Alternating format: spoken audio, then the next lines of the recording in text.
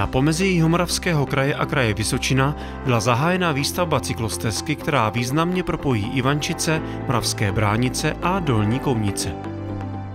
Nacházíme se na začátku cyklostezky Ivančice Dolní Kounice, první etapa, která se v současné době začíná realizovat.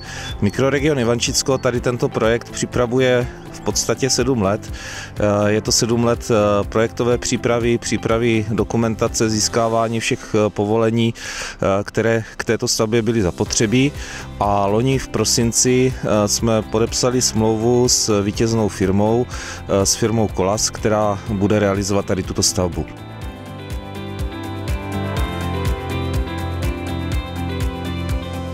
Hodnota zakázky je 39 milionů korun a podařilo se jí vysoutěžit zhruba o 10 milionů níž, než byla předpokládaná cena.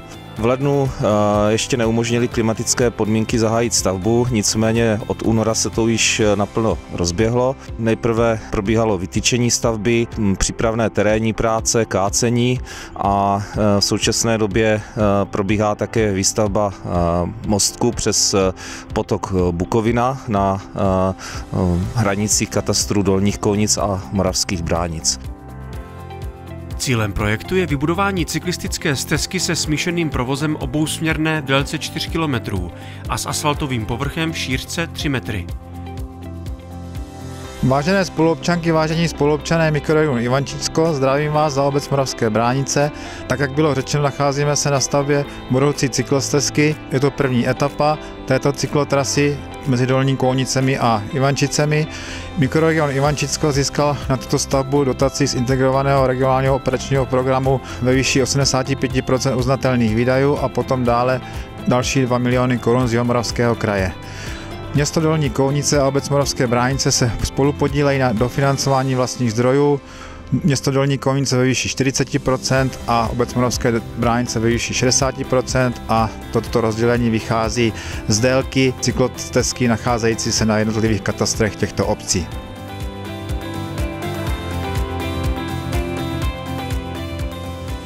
Za Dolní Kounicu jsme velice rádi, že máme bezpečné projetí z Dolních Kounic do Ivančic po cyklostezce krásnou přírodou kolem řeky Jihlavy. Nově projektovaná cyklostezka od Ivančic podél řeky Jihlavy na Moravské Bránice a Dolní Kounice výrazně přispěje jednak k bezpečnosti silničního provozu a v nemalé míře bude i přínosem pro rozvoj Dolnokounicka jako atraktivního cíle rekreační cykloturistiky.